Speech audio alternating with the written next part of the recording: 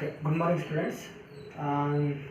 Now I'm going to teach you sixth chapter of your biology subject that becomes in your science, that is your tissues. You already might have studied the fundamental unit of life in the chapter number 5. Now I'm going to teach this tissues chapter. Look at this chart. I'm going to explain through this chart. Tissue is nothing but a group of cells or a combination of cells or cluster of cells that are going to perform a similar function, that are going to similar in structure, that are going to do the perform or that are going to conduct, that are going to accomplish a particular task. Those we call it as tissues. In plural, that is a tissues. In general, we are going to call it as a tissue. Look at this board, tissues. Okay, tissues nothing but a group of cells or cluster of cells that are going to perform a similar kind of work, similar in structure, nothing but that are looks like a same in shape. Now look at this one, the group of cells or a cluster of cells, we call it as a tissue. Apart from that, what are the types of tissues that are present in animals as well as the plants? Generally, we are going to classify the plant tissues and the animal tissues. Whereas when we come to the animal tissues are again what I said, a group of cells that are present in an animal body, that are present in a living thing or a human being or a organism or a virus or a bacteria, you take anything, the group of cells that are doing a similar function, that are similar in structure, that we call it as tissues. Generally, there is no classification for the animal tissues because the growth or the growth rate of the tissues in animal body is general, is similar and is constant. For example, you take it as some example for the animal tissues like blood, like muscles, like what we call it as any kind of tissues. For example, I will take for this animal tissue is your heart. In a heart we can see the cardiac muscle and the presence of the cardiac tissue. The cardiac muscle and the cardiac tissue perform similar kind of work throughout the lifespan of a human being or throughout the lifespan of any organism that perform a similar kind of work, and the growth rate, the performance is constant throughout the lifespan of that cell. Those cells always do the what is that, cardiac work, or in other words we call it as a pumping of the blood that is accomplished by the heart. In that heart we can see the so many kind of the cardiac tissues. Like that in a human body or in any organisms you can see variety of many kind of the tissues, that we call it as the animal tissue. And look at this board, what I have written, the second one, plants and the animal tissue. So far I explained the animal tissue. Now what about the plant tissue? Is there any we can find a similarity with the plants and the animal tissues? Then when we come to this classification, something we can find the difference between the plant tissue and the animal tissue. The plant tissues are something differ when we compare to the animal tissues. What is that, and what is the difference between the plant tissue and the animal tissue?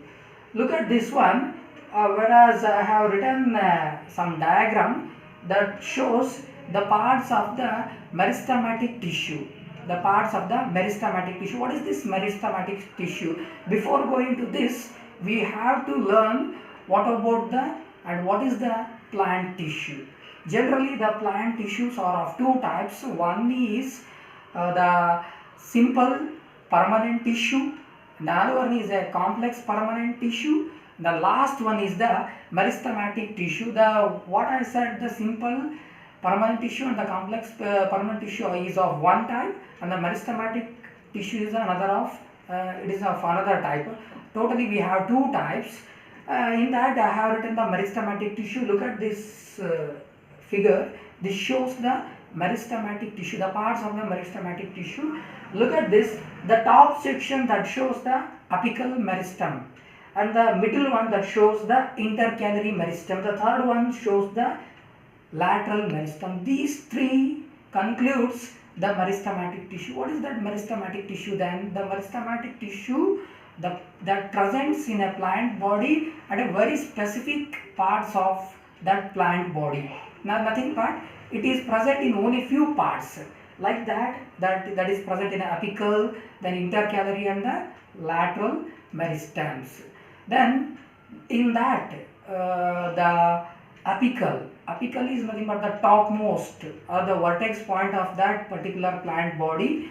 The plant, in that plant body, the meristematic tissue that is present, and the function of this apical meristem is to the growth of the either roots or any kind of a tip of the growing part of the plant body, that we call it as a apical meristem.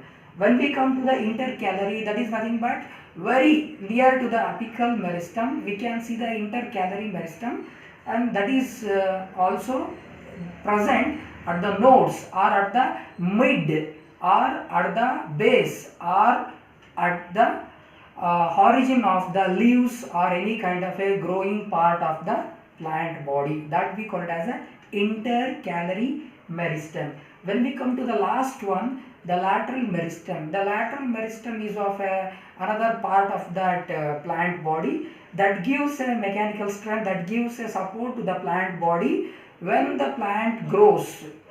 Nothing but the lateral stem grows, the length or the height of the plant somewhat increases when we come to the beginning stage of the plant body, and these all parts concludes, these all parts shows the meristem or meristematic tissue of the plant body.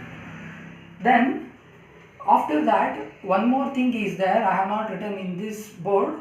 The another one is a permanent tissue. In that, simple and complex permanent tissues will come, that are also present in the plant body. Keep it in mind, the tissue is nothing but a group of cells perform a similar kind of work and that are similar in structure, that completes your the meristem as well as the tissues.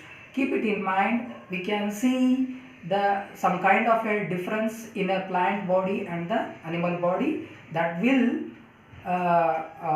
concludes your plant tissue and the animal tissue. And one more thing, what I have done on this board is, I look at this, take a 2 jars, they have given in your textbook, nothing but I take it as an activity. Take a 2 similar kind of a jars or 2 kind of a similar containers and add some water in those 2 jars. Keep a piece of onion or a full onion in these 2 jars and note down what kind of growth you can see in a few days. Nothing but take a few days, like 4 or 5 days, and just note down the growth rate. Look at this one. At this portion we can see some kind of a roots at this portion in those 2 jars. You can judge what kind of growth we can see in a plant body by taking this activity. Generally you can do this in your home or at your living places. Okay, by looking at this, by doing this, you can see, you can learn what kind of growth we can see in a plant body. Okay, thank you.